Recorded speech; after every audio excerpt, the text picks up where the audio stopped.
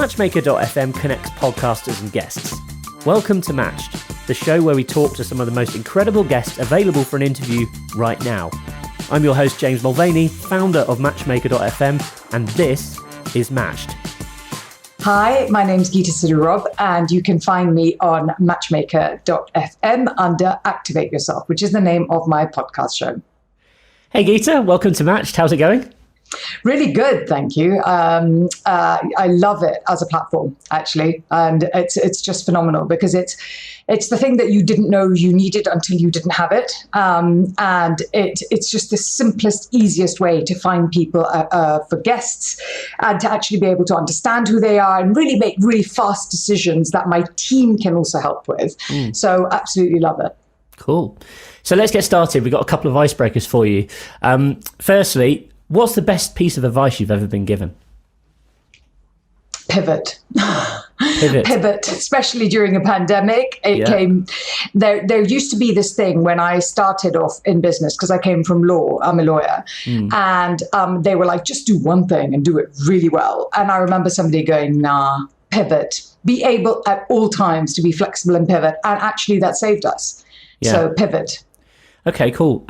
Next up, a bit of a food question for you, because I know this is a big part of what you do. Yeah. If you had to eat one meal every day for the rest of your life, what would it be? My favorite is actually smoothies. So because there is such a variety of what you can do with a smoothie, you can kind of drink your fruit, drink your salad, and it's made and you keep going. It's just not good for your digestion to only have smoothies. So it would be smoothies with a salad.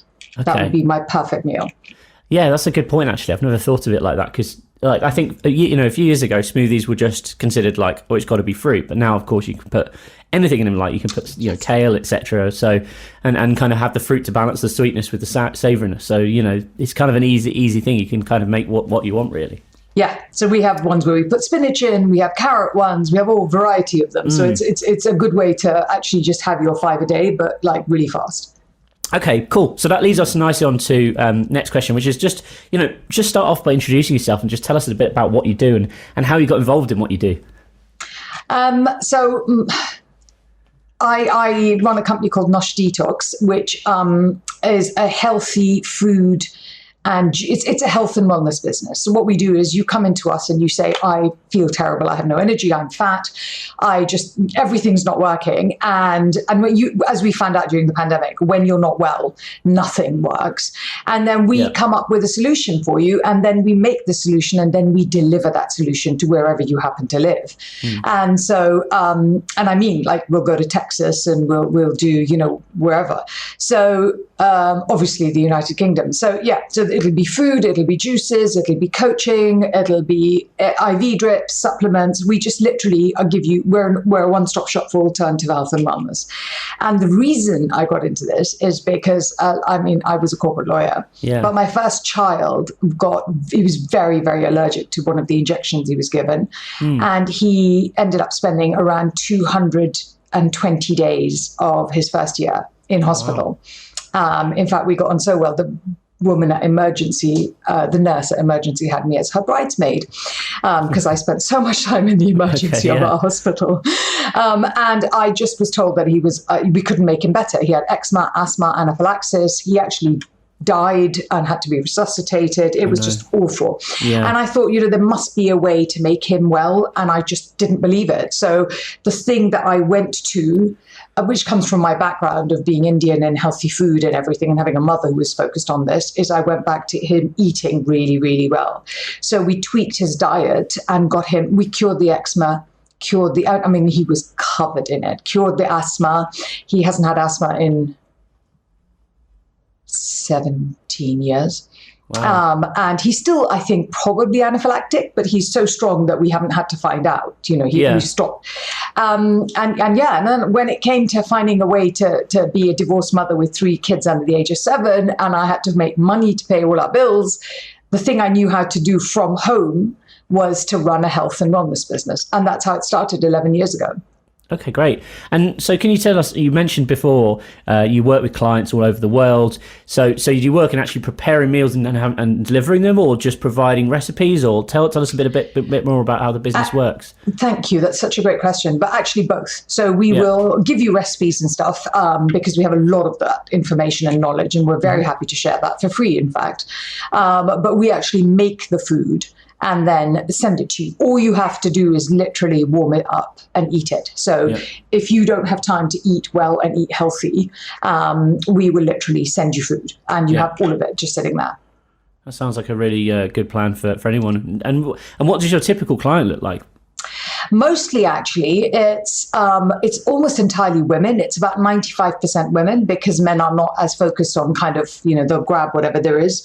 And so it's mostly women, and it's mostly women over the age of 35 to 40 women are really bad at self-care. We don't look after ourselves because we're usually looking after everyone else. But when the way the world has changed, there's so many women breadwinners now. So you can't, I can't afford to get sick, because what happens to my business if I'm ill? Probably the same for you. Yeah. So these are women that have understood that performance is really vital. So that means it goes from them all the way through to Gwyneth Paltrow, or we do everyone really. Like the whole of St. Trinian's was on the program for a while, because a few of them had to be naked on camera, and they were like, oh, so they came to us and we helped them, to get in shape. And also just the person down the street who goes into a bank or an accountancy firm or a law firm. Do you think, you mentioned 35 sort of onwards, do you think it's a certain age? Because I'm getting towards that age, I'm 33 now. And I certainly think I've noticed myself thinking more about my health over the past couple of years. And I think when you're in your 20s, you kind of, and I wouldn't say that everyone neglects it, but certainly some people do. But, I think it's maybe just not at the forefront of your mind. So do you think there's kind of like a pivotal age, really, where people start thinking more, okay, I really need to pay more attention to what I'm putting inside my body and what I'm doing on a day-to-day basis, etc.? Well, actually, that's a very easy way to answer that question. When you were 20, what were your hangovers like? Yeah, that's a good point. Yeah. Very non-existent. Yeah, and then as you pass 30, what are your hangovers like? Yeah, bad. Getting there. Yeah. So it's about recovery. It's the fact that when in my 20s, my fridge had cigarettes and champagne, I think, pretty much until my son was born, because he was born in my 20s. And I just didn't, because what do you care? You can eat anything and get on with it, and you can still function the next day. But as you get older, your recovery time gets slower. Well, in theory, if you don't look after yourself, it's slow. When you look after yourself, it's not like my mother's 87, lives on her own, does everything, cleans her own house, and she turned 87 on Sunday, because we've got my poor mother on everything that we do. So it's about keeping yourself at your peak performance. And when you notice that you have to focus on that, you will focus on it. It's super simple. So yes, cool. Those are the people that come to us, because we're really the best at what we do, and they just need someone to shortcut and say, here, do this. Because who has time? Cool. So let's get on to podcasting, if that's okay. Firstly, I'm curious to know, why did you decide to start a podcast? Do you know, I started a podcast. I didn't actually think about a podcast. What happened was that I was speaking to the owner of UK Health Radio, and he has this phenomenal story. And we were talking about my son, and he was like, you should really talk about this and, talk about health and wellness. And so that's how I started with having a show with him, which sort of evolved into then a podcast. And now I do it because I just think there are so many people, we just need inspiration. I think we need help. I think we need inspiration. And on Activate Yourself, I have loads and loads and loads of people that come who have just always had plans, and this is what they were going to do. And then something happened and boom, they've had to turn left. And so, but what that turning left has done is activated their superpower. And I just think that is the reality of how this works. And so why not hear that you are not the only person struggling? Why not hear there are loads of people that are in the position you're in and they came out of it, and it will inspire you to look up from the hole that you're kind of in.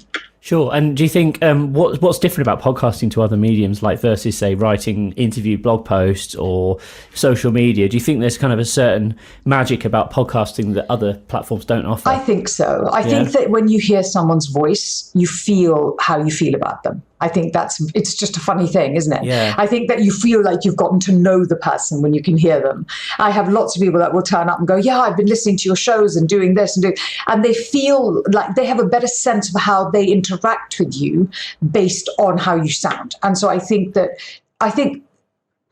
sound is one of the most incredible things in the world, whether it's from your voice to music. And so podcasting is a medium that allows you for people to hear you. And I think that's unmatched, honestly. It's wonderful.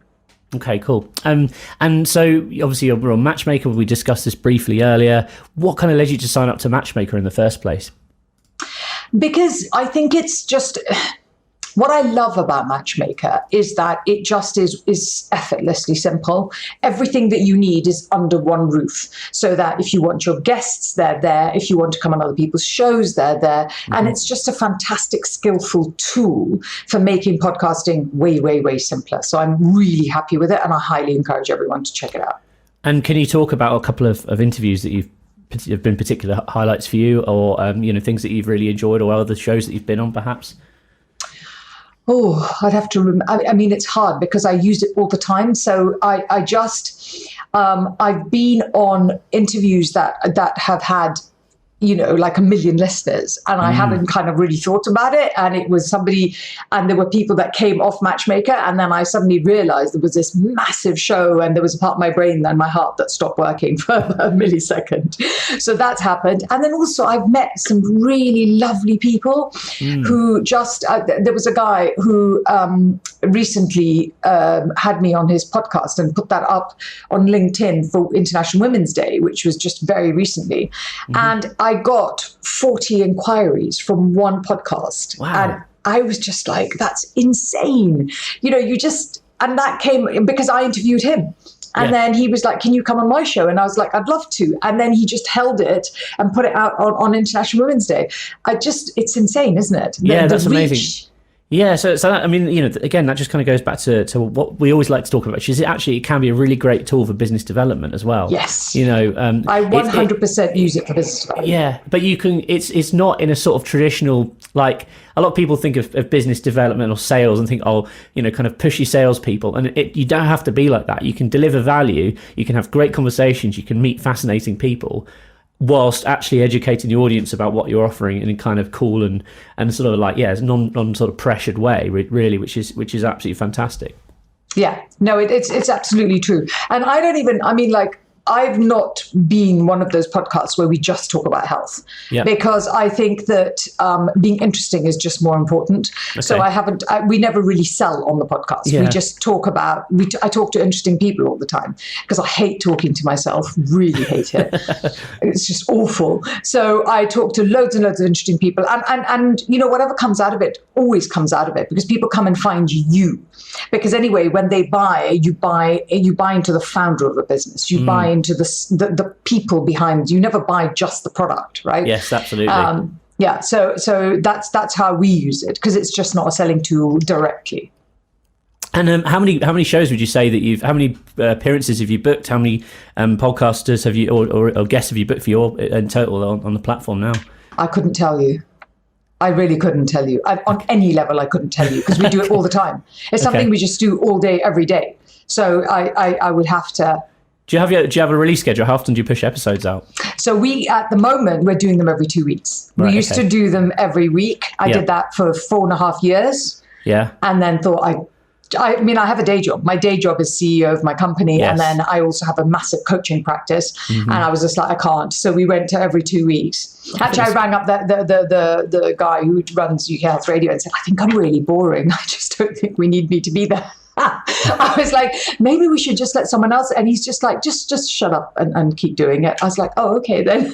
Because you kind of lose sense sometimes of and so that's the other reason I like Matchmaker, because Matchmaker gives you a platform to feel the connectivity of what you're doing. So I couldn't tell you, actually. It's just something we do every day. Okay. And so how would you say I suppose your strategy then has changed in terms of your podcast.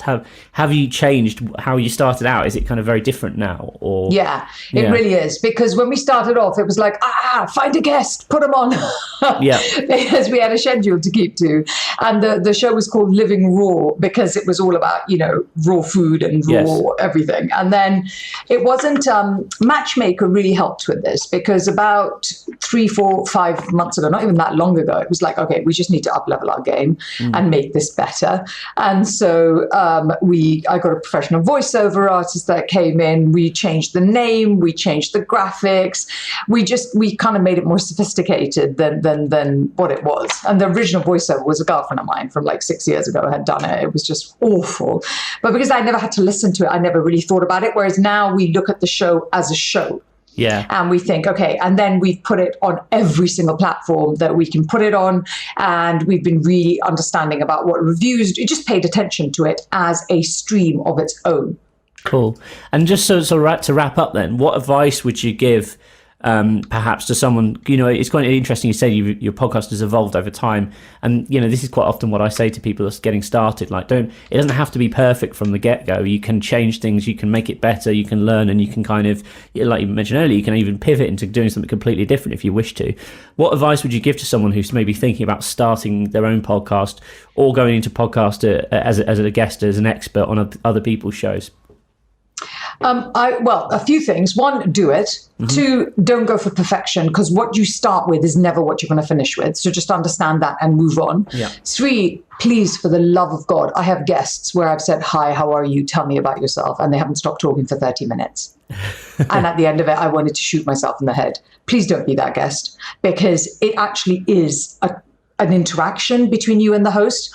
So if you're an interesting guest, you are going to get booked more often, and it is your job to be interesting when you turn up. It's your job to be like, you're a fantastic host. You talk and you wait for a reply. So firstly, learn that. Secondly, when you're a guest, please think of something interesting to say when you're on, and let it be an interaction. It is not a platform for you to talk at someone for however long you're on it. Yeah, that really matters. I've wanted to shoot myself in the head. I've literally been there playing Candy Crush or something on my phone for 30 minutes waiting for this guy to finish. And I'm like, that's so unfair.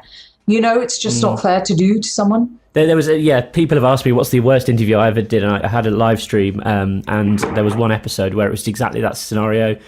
I had someone coming on, and I had sort of, it was meant to be open-ended, so they were really meant to bring ideas to the table, but it was meant to be a conversation, and all he did is just sit and pitch for like 15-20 minutes.